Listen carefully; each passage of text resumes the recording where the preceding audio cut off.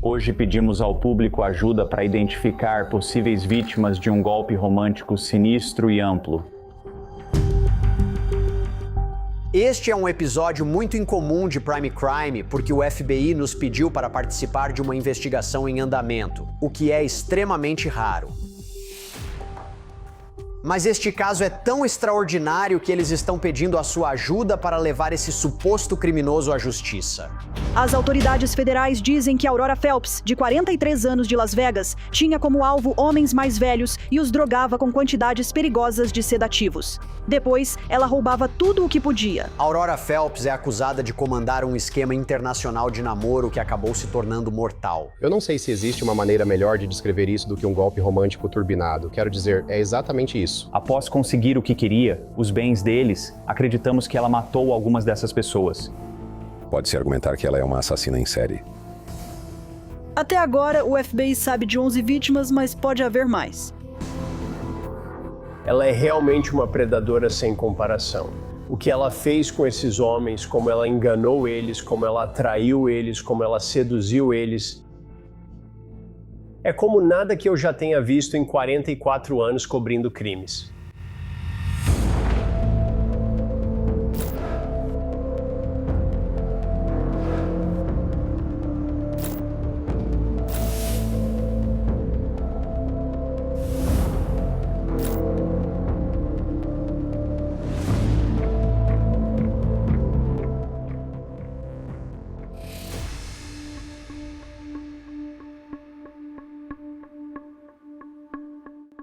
Meu pai, John Wins, foi um cavalheiro incrível e talentoso que trabalhou como engenheiro durante a maior parte de sua carreira.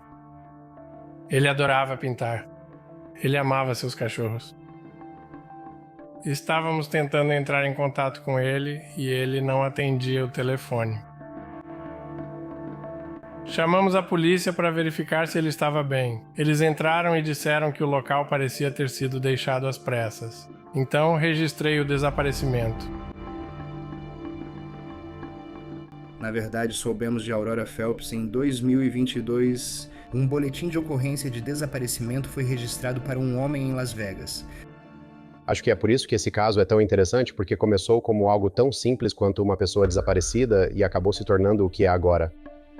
A primeira suposta vítima de Aurora Phelps que chamou a atenção do FBI foi um homem chamado John Wins. E para o filho dele, Mike, que registrou o desaparecimento, havia algumas coisas que simplesmente não faziam sentido. O vizinho foi até lá porque a porta estava entreaberta, não viu o carro dele lá havia alguns dias e percebeu que o cachorro dele estava latindo. Ele nunca deixaria o cachorro dele nem por uma noite sem alguém para cuidar. Então, sim, era muito preocupante. Então, em menos de 2 semanas, eu fui para Las Vegas. Eu entrei na casa e... Sabe, a gente sabia que tinha algo errado. Havia uma pilha de carteiras de motorista antigas na mesa dele e o laptop dele estava na mesa. Levei o laptop para casa comigo e consegui acessá-lo e entrar no e-mail dele, onde já havia registros de todo tipo de compras estranhas. A família viu essas cobranças fraudulentas e compras de Dior e outras coisas. Tipo, olha, meu pai nunca compraria essas coisas. Já havia trabalhado com um detetive do Departamento de Polícia Metropolitana de Las Vegas, que me ligou e disse: "Ei, Isaac, tenho um caso. Eu já fiz tudo o que podia com isso. Pode ajudar." Naquele momento, percebi que havia algo mais acontecendo. Em dezembro de 2022, ou por volta dessa data, nós abrimos uma investigação. Ainda esperávamos que ele voltasse naquele momento. Ao conversar com Mike Wins, os agentes encontram uma pista em algo que o próprio John havia contado à família. Ele disse que estava cansado de estar sozinho e que queria encontrar alguém. Acho que ele estava tendo certa dificuldade com encontros. Estávamos preocupados porque usava aplicativos de namoro para conhecer pessoas, mas ele estava confiante de que sabia o que fazia. Ele contou à família: tem um encontro com uma mulher que conhecia em um aplicativo de namoro. Segundo eles, ele estava animado. Então ele conheceu Aurora em um restaurante local. Até agora, os investigadores só têm o nome Aurora Phelps. Então começam a investigar quem ela é e se teve ligação com o desaparecimento de John. Aurora tem 44 anos. Ela na verdade nasceu na Califórnia, mas cresceu em Guadalajara, no México, e morou lá com a família.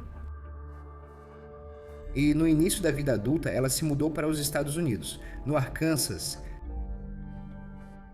onde ela se casou e depois se divorciou, mudou-se para Las Vegas e se casou novamente. Ela estava morando com um novo marido aqui em Las Vegas, eles tiveram uma filha e estavam vivendo em um apartamento perto do centro da cidade. Parece que a Aurora estava construindo sua marca como uma espécie de influenciadora usando o nome Boreas. Conforme o trabalho de influenciadora foi ficando popular, eu podia ver nas redes sociais, ela tinha algumas contas onde fazia vídeos de unboxing com produtos de luxo. Onde ela desembrulhava, por exemplo, uma bolsa de luxo, e mostrava para todo mundo. E acho que ela gostava não só dessa sensação. Ei, olha o que eu tenho. Olha esse item bonito, esse item caro que eu tenho. Mas também aquele destaque de se sentir importante. Eu acho que ela se sentiu uma super estrela naquele momento. Ela estava, no topo do mundo. Ela estava recebendo a atenção das pessoas. Ela está nas redes sociais. Ela está mostrando pra gente esses presentes caros que ela comprou para si mesma. Isso é como ganhar na loteria. Talvez isso explique as compras da Dior que surgiram nos cartões de crédito de John Wynn. Compras estavam sendo feitas e enviadas diretamente para a casa dela, para a casa da Aurora. E conforme os agentes investigam mais a fundo, eles descobrem que a Aurora usava vários apelidos ou nomes falsos nas redes sociais. Tem a Aurora Phelps, Aurora Álvarez, Aurora Flores Velasco. E então ela teria apelidos nas redes sociais como Cici, Boreas, Bori, Laura, todos os tipos de apelidos. Percebemos que poderia ser algo mais do que apenas uma pessoa desaparecida, o que abriu as portas para a nossa investigação e nos levou a perceber que não havia apenas uma vítima, mas potencialmente uma vítima falecida e que poderia haver outras vítimas também. Quando os investigadores descobrem toda a verdade sobre a história de John Wynn, o que eles vão descobrir é quase inimaginável. Mas isso vai levar algum tempo. Por enquanto, eles voltam no tempo e vão até o começo da história de Aurora Phelps. Quando começamos uma investigação, muitas vezes ela começa voltando no tempo, que é, onde ela começou, de onde ela veio e potencialmente o que ela fez, onde ela estava antes. Frequentemente, os casos se desenvolvem analisando o passado, vendo onde eles estavam e o que fizeram. Esta pitoresca cidade histórica no Arkansas parece ser onde as supostas atividades criminosas de Aurora começaram. Sua primeira vítima relatada foi seu próprio primeiro marido, Alejandro Álvarez. Eles haviam se divorciado e quando ele recebeu a guarda dos 3 filhos, ela aparentemente fez uma falsa acusação contra ele, alegando que ele a maltratava. Ela se voltou contra Alejandro Álvarez, orientando de forma cruel seu irmão Abraham lá no México sobre como falsificar uma ligação telefônica, fazendo parecer que vinha do telefone de Alejandro, ameaçando ela e orientando ele sobre como enviar mensagens de texto ameaçadoras. Só posso supor que ela só queria se vingar do marido por ter ficado com os filhos e queria os filhos com ela. Então, uma acusação de abuso em uma disputa pela guarda dos filhos ajudaria muito a atingir esse objetivo. Mas a polícia já investigava o suposto golpe dela. Em vez de devolverem os filhos, emitiram um mandado de prisão. Aurora então aparentemente fugiu e se mudou para Las Vegas, onde construiu uma nova vida. Aurora cantava em bandas em bares e em determinado momento ela trabalhava em um restaurante. Em outro momento ela vendia cotas de multipropriedade em Las Vegas. Mas não parecia que ela tinha uma fonte de renda consistente ou um emprego fixo. Agora, Aurora inicialmente morou com amigos em Las Vegas, incluindo seu ex-colega de quarto, Sérgio Herrera, e ele lembra desse período como sendo turbulento, para dizer o mínimo. Então nós moramos juntos por mais ou menos 1 ano e meio. Às vezes é tão estranho, sabe? Tipo, ela muda de atitude em 3 minutos, sabe? E ela fica tão louca.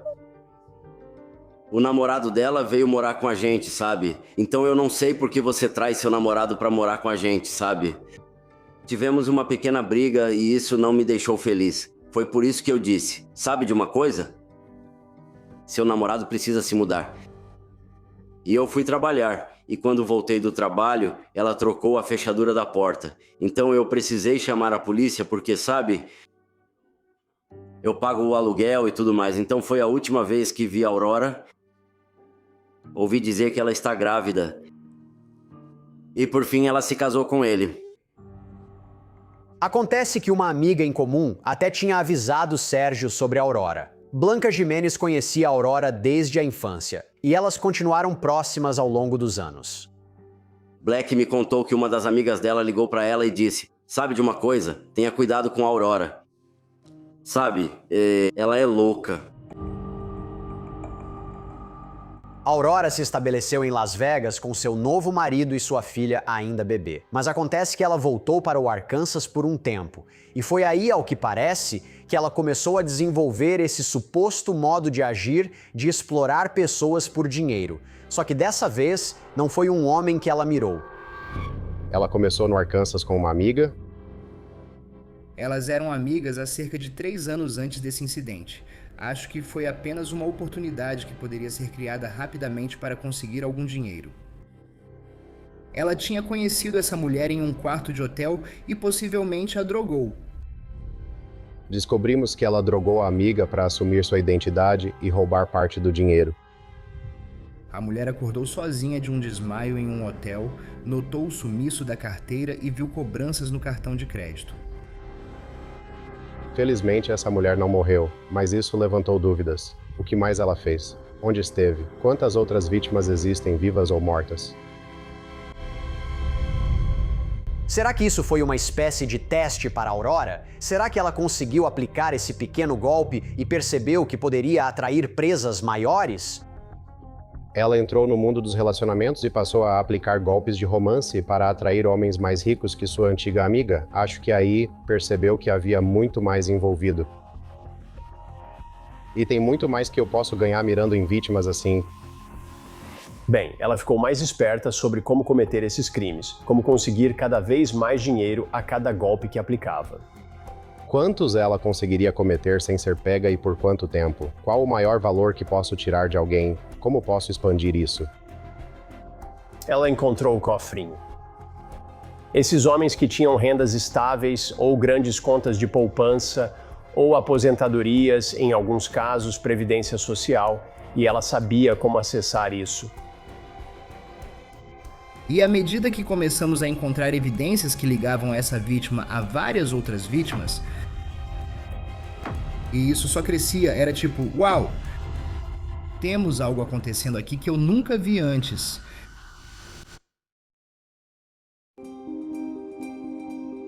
O esquema dela era bem simples quando se tratava dos sites de namoro, que é, sabe, ela criava um perfil normalmente indicando que estava interessada em homens mais velhos. Ela tem uma foto dela. Qualquer cavalheiro solteiro pensa, aqui está uma mulher jovem, interessada em namorar. Isso não é incomum. Vou clicar em um botão e ver se ela responde. Para minha surpresa, responde rápido. Ela se mostrava atraente, especialmente para homens mais velhos. Parecia muito agradável. Não havia nada que fosse perturbador ou suspeito para alguém que está no mundo dos encontros online. Ao ver o perfil dela, nada chamava a atenção. As pessoas a descrevem como alguém fácil de conversar, educada e charmosa, mas ela consegue mudar a personalidade para se encaixar no que aquela pessoa imagina, certo? E no que aquela pessoa está procurando. Ela tem a habilidade de ligar e desligar essas diferentes partes da personalidade dela.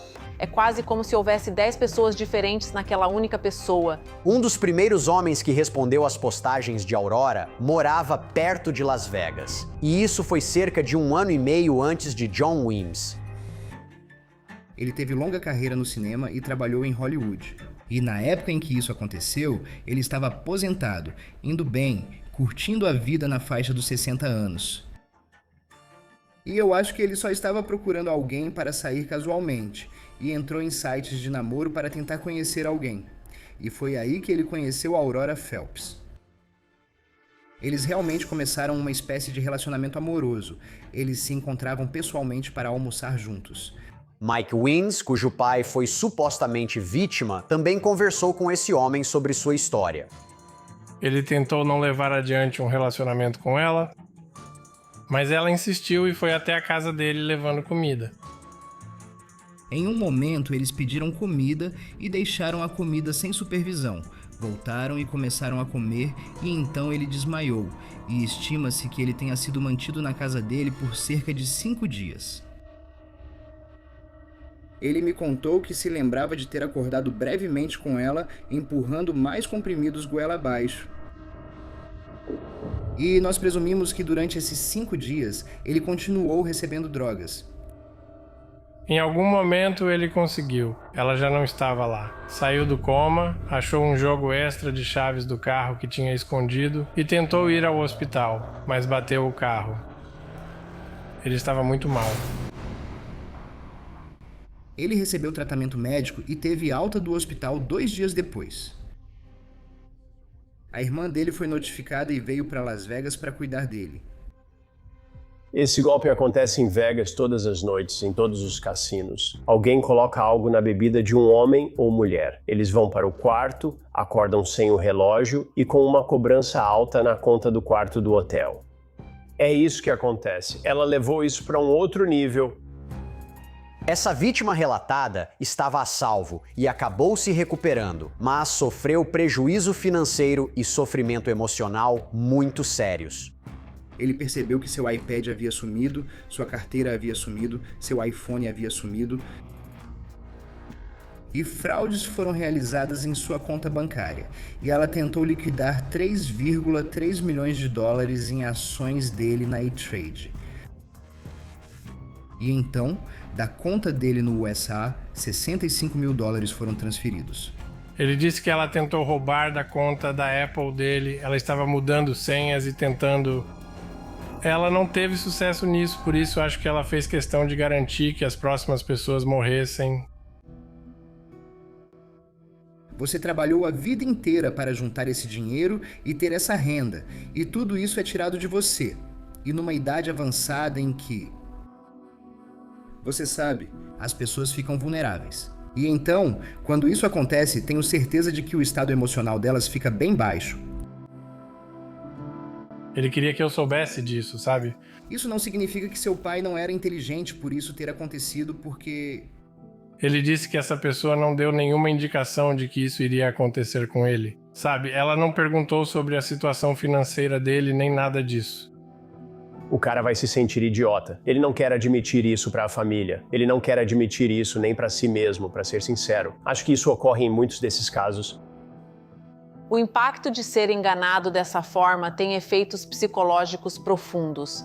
É o que acontece depois do trauma, porque as vítimas não confiam e precisam descobrir como se recuperar de tudo isso.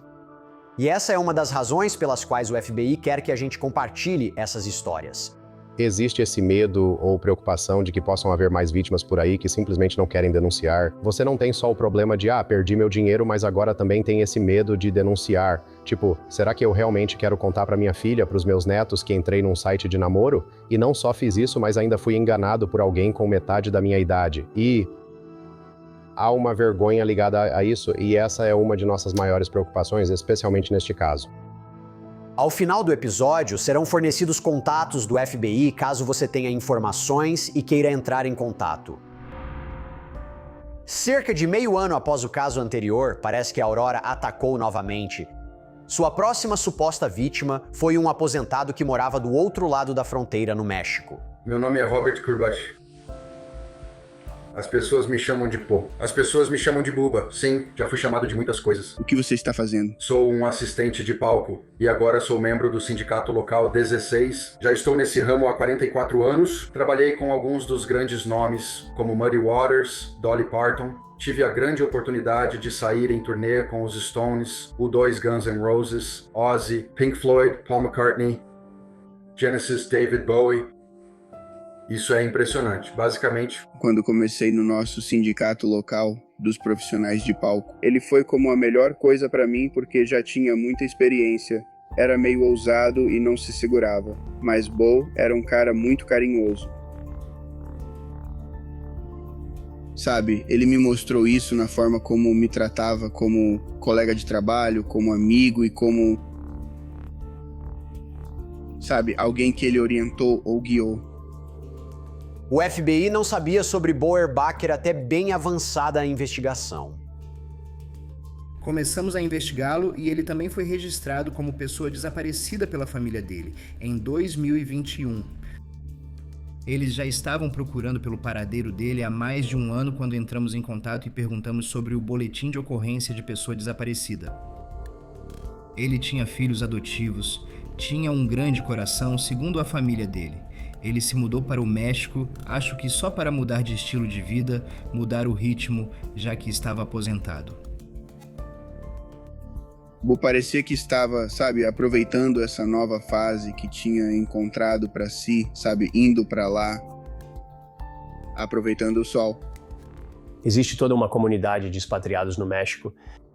E eles, sabe, são engenheiros aposentados e profissionais que, sabe, não eram milionários, mas tinham uma boa poupança e uma aposentadoria sólida e podem viver muito bem lá e se divertir.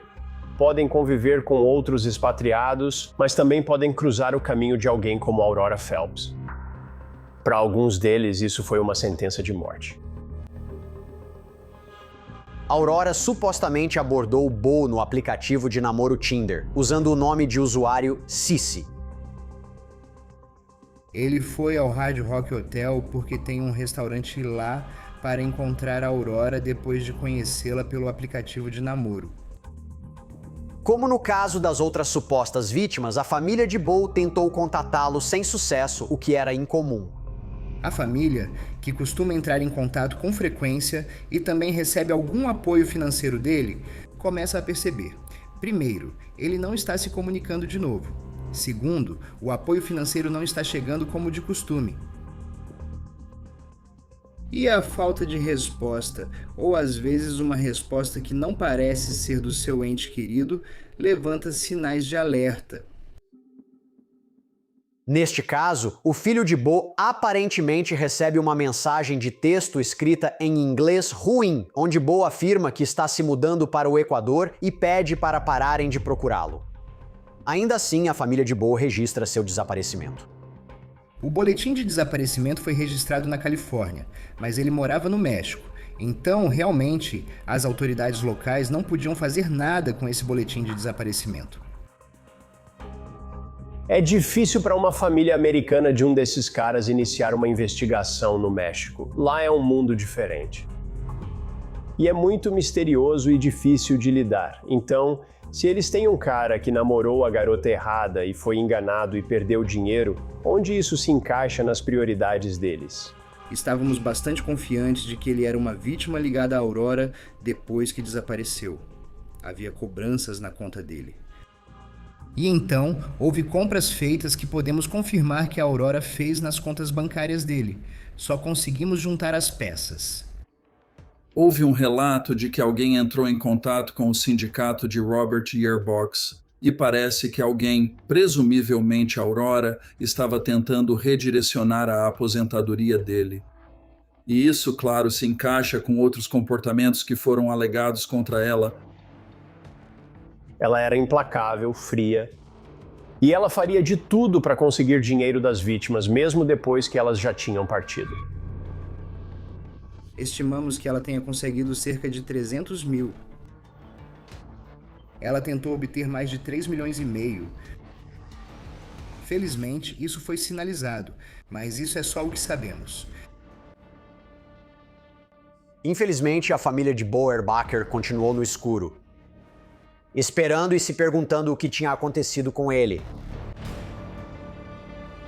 É uma tortura não saber onde está seu ente querido, não ter nenhuma noção. Essa pessoa está morta, viva. Como seguir em frente quando você não pode ter um desfecho ou uma resposta sobre alguém que você ama e que desapareceu?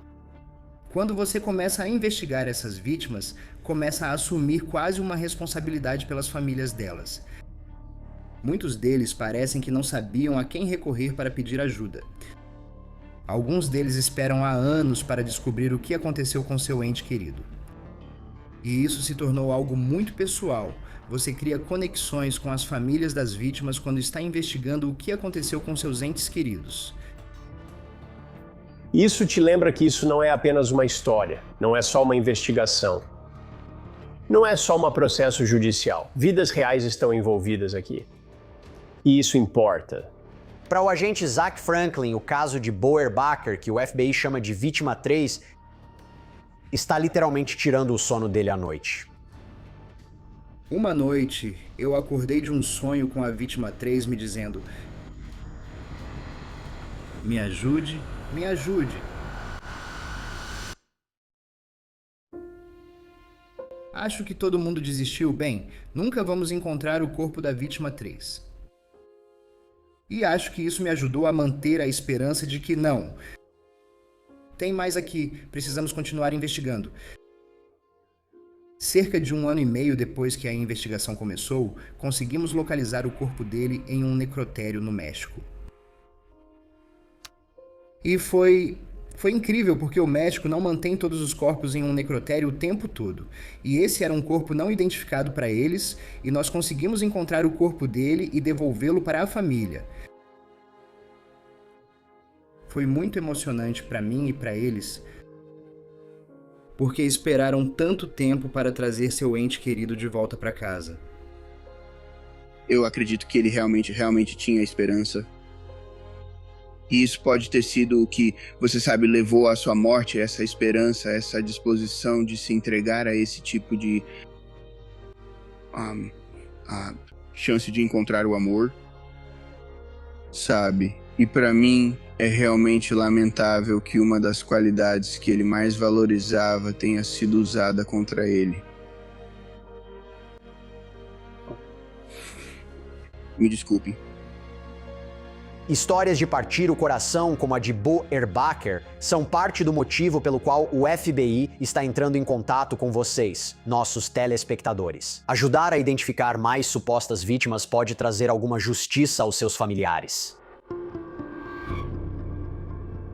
Gigi era uma figura lendária, amado por muitos. E essa é a verdade, ele era esse cara. Alto, bonito. Falava bem, cheirava bem, sabe, o pacote completo. Ele sabia entreter, sabia cozinhar, sabia escolher um bom vinho. Sabe o que quero dizer? Ele sabia o que estava fazendo. Já tinha experiência na vida. Eu disse, sabe, vou tentar isso. Este é Manuel Gus, também conhecido como Gigi, falando sobre seus tempos de juventude na indústria da música. E na época, eu estava mais duro que prego na areia. Não tinha dinheiro entrando. Eu vivia nem quero dizer, de um salário para o outro. Foi uma época difícil. Gigi é outro senhor americano que estava vivendo a melhor fase da vida dele no México quando o FBI percebeu que tinha algo errado. Eles o chamam de Vítima 4. A vítima número 4 também foi identificada por meio de nossas conexões. Conseguimos contatar a família da Vítima 4, que confirmou que a Vítima 4 havia falecido em maio de 2022. Mas eles simplesmente acreditavam que havia algo errado com as circunstâncias da morte dele. Ele também morava em um tipo de subúrbio de Guadalajara chamado Ajijic, que fica bem ao lado da cidade de Chapala. Ele falava espanhol fluentemente, então não foi difícil para ele se virar no México. Ele tinha uma comunidade legal lá. Ele já estava bem conhecido naquela área porque gosta de conversar e é sociável. Para ele, não é difícil, pois é extrovertido. É assim que ele levava a vida. Ele era um homem idoso como todos os outros. Ele estava tocando um negócio lá embaixo, acho que era um trailer de comida, e também tinha a própria versão dele do Uber. Boa tarde para todo mundo aí no Instagram. O próprio Gigi falando. Quero avisar que hoje é sexta-feira, dia da batata frita. Se ainda não provou minhas fritas com caranguejo e mora no Lago Chapala, me ligue hoje. Falo com vocês depois. O carro dele estava desaparecido. Ele trabalhava com transporte por aplicativo e o cachorro dele também. O celular dele estava desaparecido. Essa vítima ligava religiosamente para a filha. Eles conversavam todos os dias e então ela parou de ter notícias do pai. Ela tentou ligar para ele, sem resposta. Tentou mandar mensagem, sem resposta. Então ela ficou muito preocupada e ligou para a polícia local no México. E a polícia entrou na casa para verificar se ele estava bem e o encontrou falecido no chão do banheiro de sua casa. A ex dele me contou pelo Instagram. Ela me mandou um texto longo dizendo que tinham encontrado Gigi morto. Ela tinha descoberto, não sei se ouviu de outras pessoas ou da família, e eu disse não. Naquela época ainda não tinham notícias. Lenny talvez não soubesse como seu amigo morreu, mas ele sabia algo sobre a vida dele no México. Parece que ele estava namorando uma mulher lá. Ele diz, ela é mexicana. Sabe, ela fala inglês muito bem. Eu gosto de estar com ela. Ela é bonita, e conforme conversávamos, ele comentou, sim, ela tem um marido de quem está se separando. Eu disse, poxa, escuta, tenha cuidado, e falei, você é um alvo. Eu sei o que estou fazendo. Não. O FBI descobre que a namorada dele pode muito bem ser Aurora Phelps. Uma das principais provas que encontramos foi uma cobrança para a MEX, American Precious Metals Exchange, APMEX, por uma moeda de ouro que foi enviada para a casa de Aurora depois que ele já teria sido encontrado morto. Eu sabia que ele dava dinheiro para ela.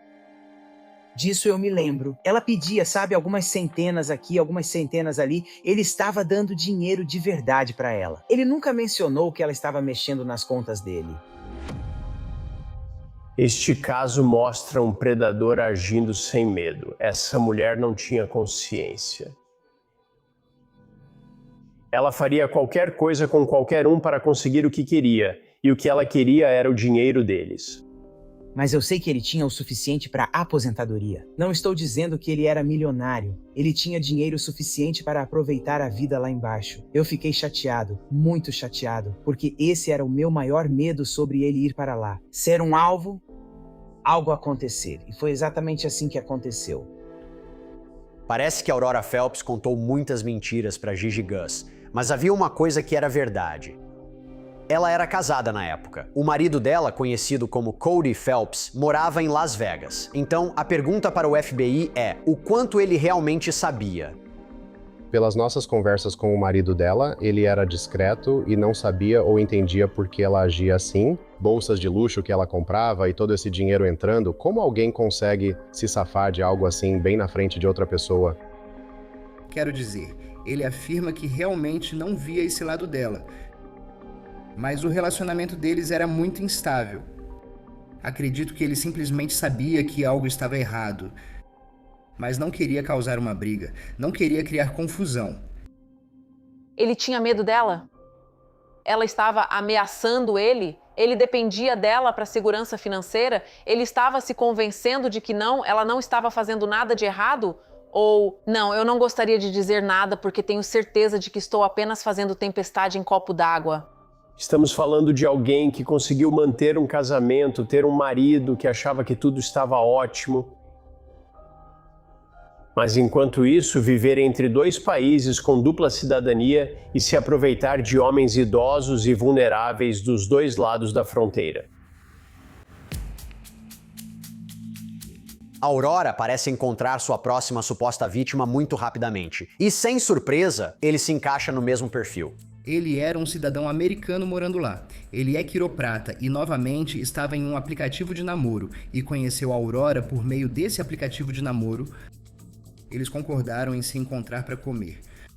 Talvez ela tenha drogado ele quando eles saíram para comer, mas de alguma forma eles voltaram para a casa dele. E enquanto ele estava semi-consciente, ela teve acesso livre a todos os documentos e contas dele. Quase imediatamente, quando ela entra pela porta, ela revira as gavetas como se ele não importasse mais. Claro, com ele lá. As chaves estão lá e tudo mais, então você pode entrar com bastante facilidade. E então ele vai para sabe-se lá onde enquanto ela começa a olhar as coisas. De acordo com uma amiga de Aurora, quando Aurora morava no Arkansas, ela trabalhou como técnica de farmácia.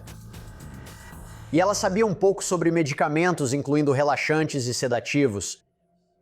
Esses medicamentos mantêm as pessoas acordadas. Não são soro da verdade, mas se perguntarem sua senha para, sabe, a senha normal que você usa, muito provavelmente eles vão acabar dando porque não sabem o que estão fazendo nesse estado.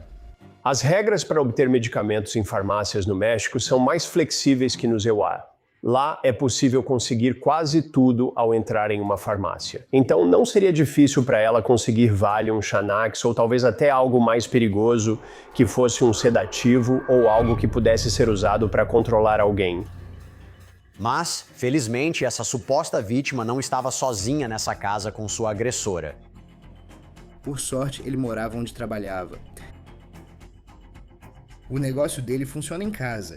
Ele tem uma empregada que mora na casa. Ela acorda e encontra essa mulher estranha na casa e fica muito assustada, perguntando, sabe, o que você está fazendo? A Aurora disse que ele estava bêbado e que isso ajudaria a acordá-lo. E então ela a convence a ajudar a colocá-lo na banheira, totalmente submerso na água para tentar acordá-lo do seu estado de embriaguez.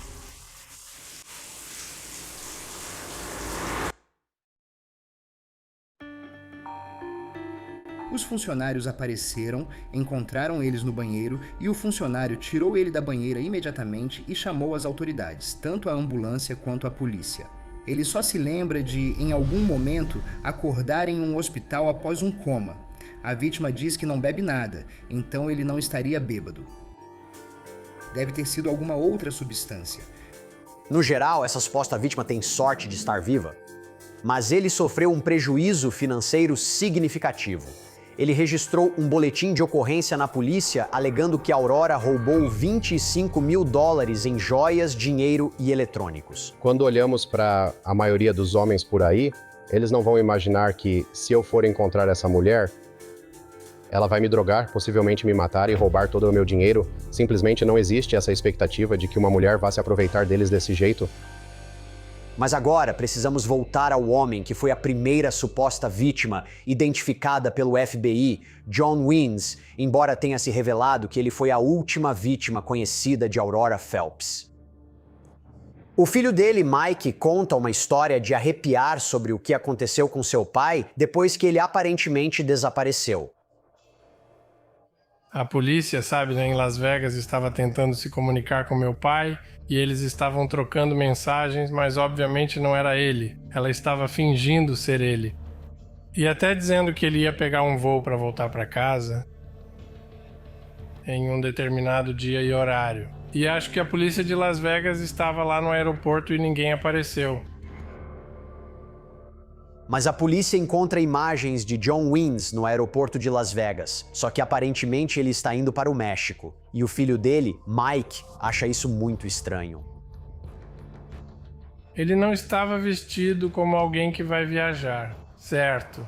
Ele estava só com um moletom velho e não estava com os óculos. Quando ele desceu do avião, as imagens mostraram ele em uma cadeira de rodas. Isso era significativo, pois não deveria acontecer. Ele estava tão mal que precisou ser levado de cadeira de rodas para fora do avião.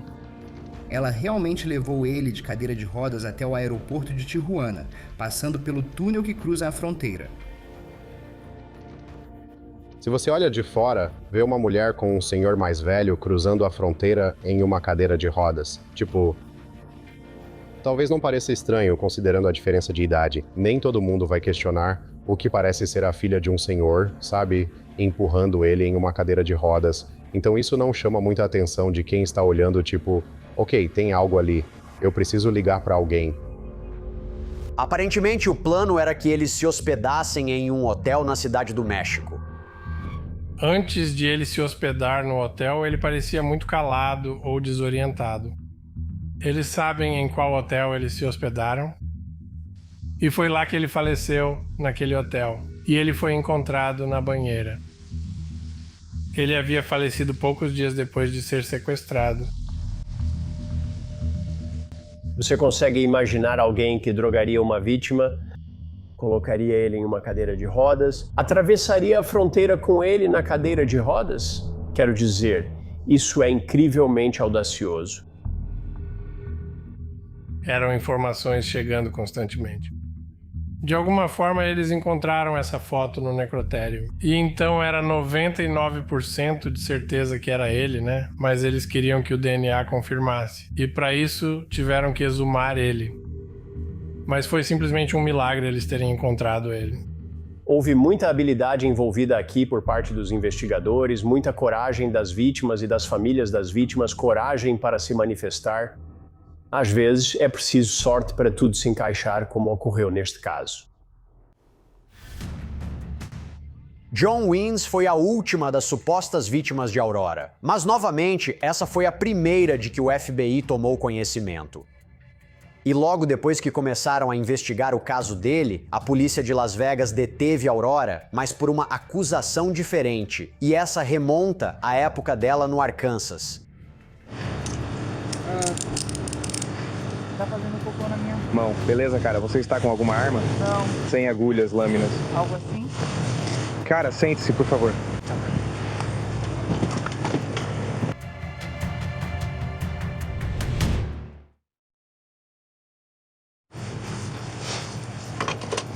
Estamos passando pelo QG. Esta é a Aurora Phelps finalmente sendo detida pela Polícia Metropolitana de Las Vegas, não pelo FBI. Sendo honestos, estamos indo para o QG com uma mulher detida.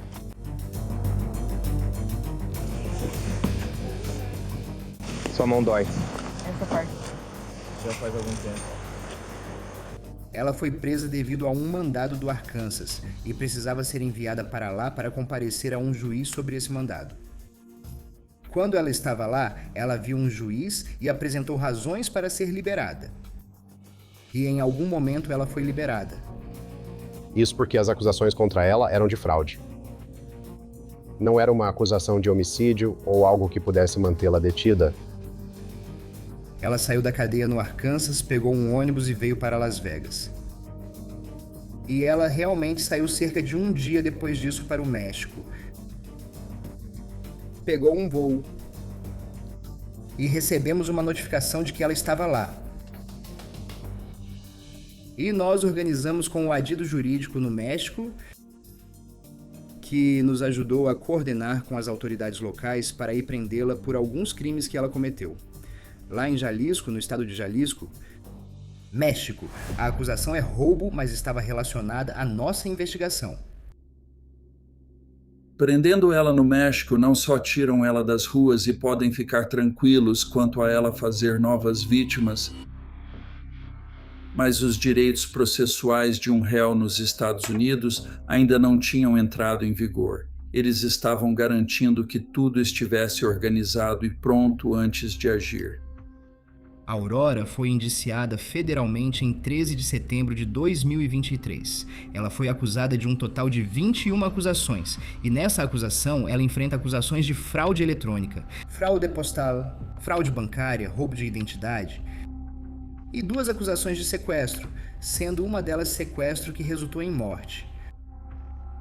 O FBI, sem dúvida, continuou investigando Aurora e reunindo informações após a acusação inicial em setembro de 2023. Então, passa-se muito tempo e eles continuam investigando. Eles estão tentando entender toda a situação.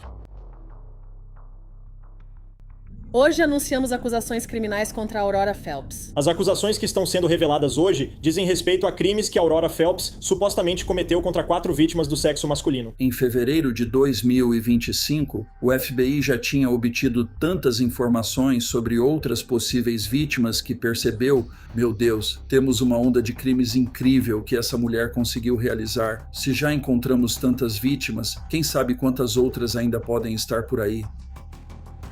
Nesse momento é tomada a decisão de fazer algo em comum, e isso é retirar o sigilo da denúncia para que possam fazer uma coletiva de imprensa, tornar tudo público e ver se conseguem obter informações sobre outros crimes e outras vítimas.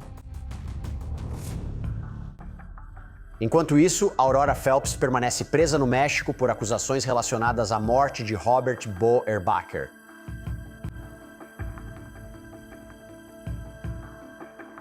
Aurora Phelps foi condenada no México após seu julgamento no caso de Robert Erbach a 37 anos e 6 meses de prisão. Pelo que entendo, Aurora está enfrentando outros processos em Jalisco, no México, relacionados a outros crimes que ela cometeu lá.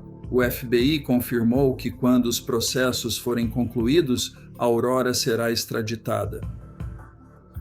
O que não está claro é quão extensos serão os processos contra Aurora antes que a extradição aconteça. Quando ela for extraditada, ela enfrentará as acusações que estão descritas na denúncia federal. Então, aquelas 21 acusações de fraude e sequestro no Distrito de Nevada. Ela está enfrentando prisão perpétua nos Estados Unidos. Ela vai passar, espero que passe, o resto da vida dela na prisão. O golpe do falso romance existe desde o início dos tempos.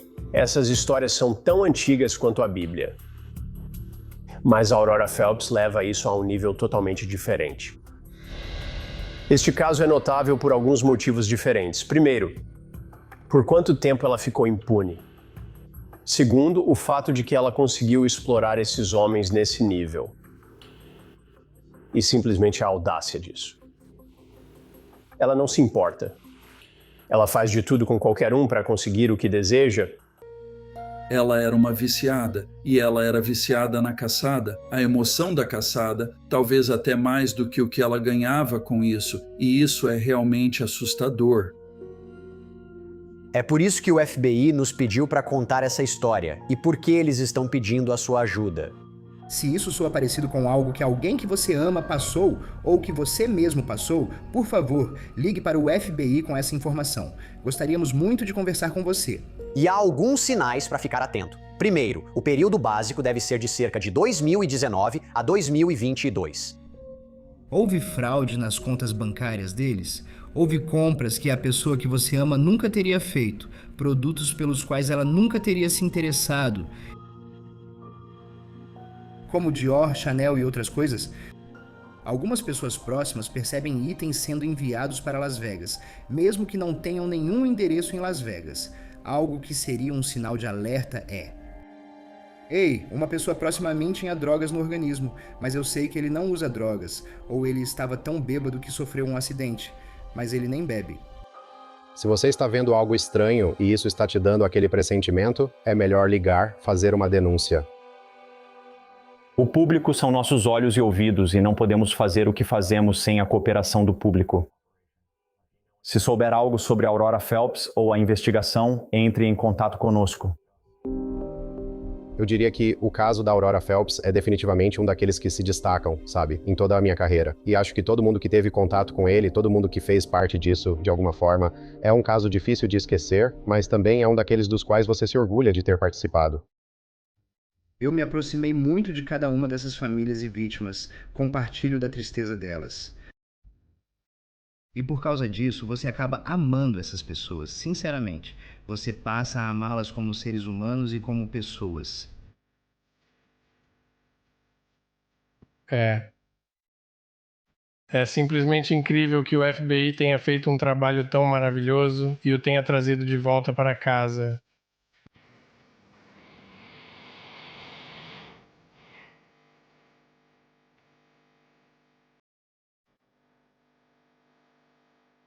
É aqui que a gente costumava pescar. Ele é realmente um grande pescador, sim. E é basicamente nessa área que nos despedimos do meu pai. E você sabe, espalhamos algumas flores, fizemos algumas orações e o deixamos descansar no mar como ele pediu.